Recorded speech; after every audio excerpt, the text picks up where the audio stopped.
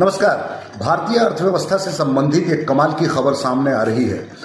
International monetary fund IMF ने दो subject पे अपना ऑब्जर्वेशन और रैंकिंग दिया है।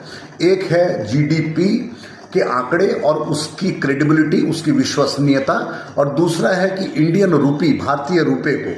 तो हम समझने का प्रयास करते हैं कि IMF ने हमारे डेटा को, हमारे GDP के आंकड़ों को ट्रस्ट से हटा के मिसट्रस्ट के कैटेगरी में डाला है। यानी कि वो A और B में जो होता था हमारे GDP की अविश्वसनीयता, भारत के आंकड़ों की कभी कम नहीं थी, कम से कम अंतर्राष्ट्रीय बैंक, अंतर्राष्ट्रीय मॉनेटरी फंड के नज़र में। तो ये पहली बार है कि हमको डाउनग्रेड किया गया है, C कैटेगरी में डाला है इंडियन GDP के आंकड़ों की, भारत सरकार के उस दावे की जिसमें हम कह रहे हैं कि हम चौथी सबसे बड़ी अर्थव्यवस्था बन गए हैं। IMF का मानना है कि नहीं, ये थोड़ा सा डाउटफुल इसलिए है क्योंकि अभी भी सर्वे नया नहीं हुआ है, जो आंकड़े हैं वो कंप्लीट नहीं है। यानी कि जो सेंसस है 11 के बाद जो 21 में होना था वो नहीं हुआ है, और उसका परिणाम यह है कि जो भी आंकड़े भारत सरकार जारी करती है उसका बेस प्राइस वो लेती है 2011। अब 2025 में अगर 2011 के बेस प्राइस को लेकर के आप आंकड़े जारी करेंगे तो उसकी विश्वसनीयता आम लोगों की समझ में भी कम होगी कि आप 14 साल 15 साल पुराने बात से क्यों अभी तुलना कर रहे हैं।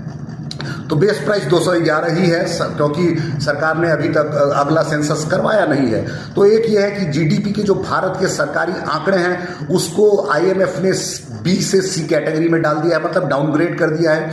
जो दूसरी खबर है वो है इंडियन रूपी, भारतीय रुपए के संबंधित। अभी हम सब जानते हैं कि इस हफ्ते में लगभग 90 रुपए के आसपास प्रति डॉलर हमारा रुपया पहुंचा है, और IMF ने first time in the history Indian rupee को क्रॉलिंग पेग की कैटेगरी में डाला है। मतलब ऐसी मुद्रा जो कि घसीट करके कैसे भी करके चल रही है, दुनिया में अपना काम कर रही है।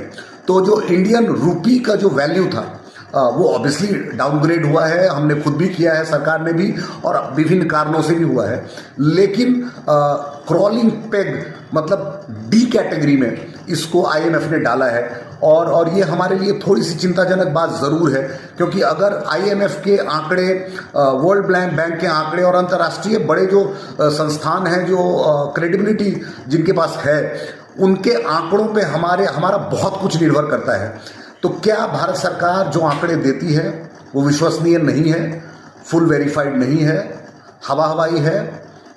कम से कम IMF यही बोल रहा है। आप क्या सोचते हैं, जरूर बताएं, कमेंट करके जवाब दें। बहुत बहुत धन्यवाद आप सभी लोग।